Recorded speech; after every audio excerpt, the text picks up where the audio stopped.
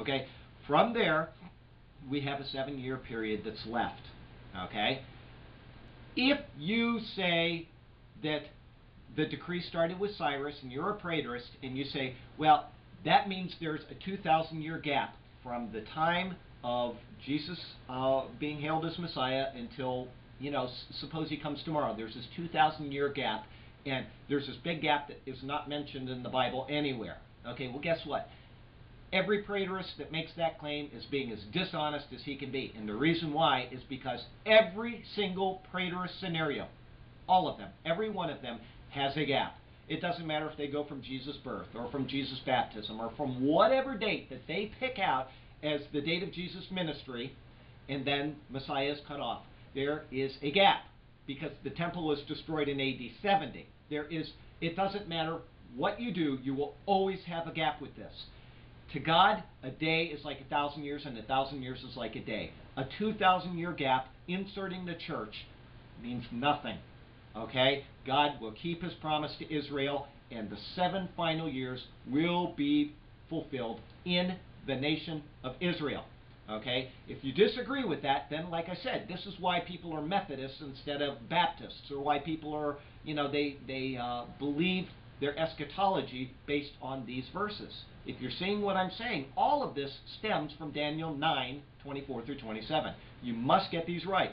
Now, after I do this series, I will do another series on Ezekiel 4, and it will absolutely confirm everything I'm saying today. Not that it needs it, because I'm going to continue to confirm what I've said. The way that we know that this is correct, we are 100% certain that this is correct, is that from 6 April of AD 32, when Jesus rode in and was hailed Messiah by the Jewish nation, until 5 August of AD 70, the day that the temple was destroyed in Jerusalem, was exactly to the day 14,000 days. 14,000 day period in between the two. Now, why is that significant? The guy named John Zachary, you can go read it on his website, it's harvardhouse.com, okay? He got out all the star maps, just like Sir Robert Anderson did. He got out Flavius Josephus, he got his information together, and he has confirmed without a doubt that it was 5 August of AD 70 that the temple was destroyed. Other dates have been suggested. They are wrong, okay? But why is a 14,000 day period important? I'm going to tell you. Because in the book of Ecclesiastes, verse 1:9, and it's repeated in 3:15, it says, that which has been will be done again. That which has been will be again. That which has been done will be done again. There is no new thing under the sun. Okay? In other words, if we have a period of time, a 14,000 day period of time in history that we can confirm, then there must be another period of time in history that will confirm that. And I knew this. And I was looking specifically, before I found it, for a 14,000 day period in the Bible. Okay? If you don't believe me, go ask my wife. She saw me looking for it. I said, there must be a 14,000 day period somewhere in the Bible. Okay? So, I got out all of the dates in the Bible. I mean, there's a million of them. But anyway, I started going through them in the Old Testament. I'm going to read it to you right out of the Bible. Let me pull this out of here. Here's what it says here. This is Numbers chapter 10, verse 11. It says, now it came to pass on the 20th day of the 2nd month in the 2nd year that the cloud was taken up from above the tabernacle of the testimony, and the children of Israel set out from the wilderness of Sinai on their journeys. Okay? Then it says here in Joshua, let me see if I can find this real quick. It says in Joshua chapter 4, verse 19, it says, now the people came up from the Jordan on the 10th day of the 1st month, and they camped in Gilgal on the east border of Jericho. They traveled under punishment because they rejected God's glory. God said they're going to wander. How long did they wander? 40 years? No, that's not correct. That's incorrect. They were in the desert for 40 years, but they were not under punishment for 40 years. They were under punishment for exactly, to the day, 14,000 days. The calculation is this. It says they left on the 20th day of the 2nd month. Well, you don't count the 2nd month. You only count the 20 days of the 2nd month plus the 1st month. 20 plus 30 is 50. Add that on to 360 days of the 1st year. It comes out to 410 days. From the day that they left Egypt, it was 410 days from the time they left Mount Sinai. Okay?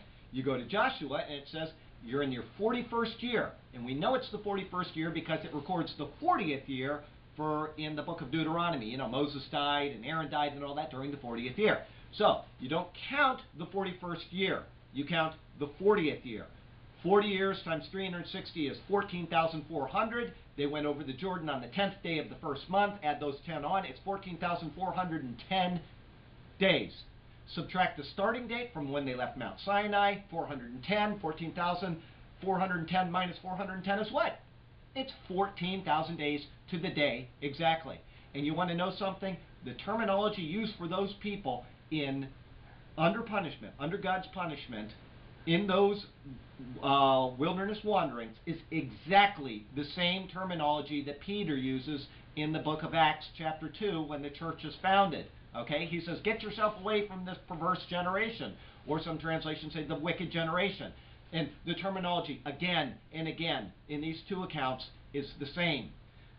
They saw God's glory on Mount Sinai, and they failed to accept God. They rejected him, and their hearts turned back to Egypt. And God said, as surely as the glory of the Lord covers the sea, not one of these people that has beheld my glory will enter the promised land. Now that's a misquote of that verse, but anyway, you understand. That's what he said. They shall not enter the promised land, but their children will. Okay? And then what happened?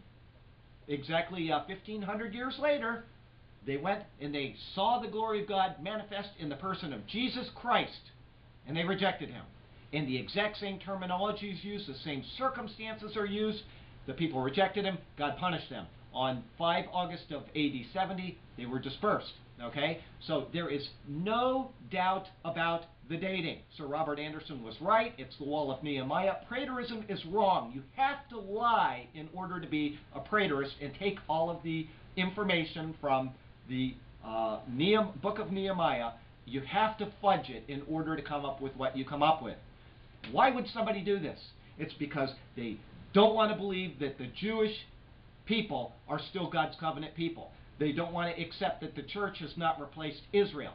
The church hasn't replaced Israel. The people that use the verses to say that there's now no distinction between Jew and Gentile, male and female, and I'm misquoting that verse, I know, but the very verse that they use to say that we're the same proves that they're different, because there is a difference between a male and a female, and there is a difference between a Jew and a Gentile, or they wouldn't use the terminology at all. Again and again, Romans 9 through 11 is so clear that God has not rejected his people. We are not Israel. We are not spiritual Israel. We are the church. We are an independent insert, a mystery, as Paul called it, inserted into God's economy until he finishes his work with the Jewish people in Jerusalem during the tribulation period.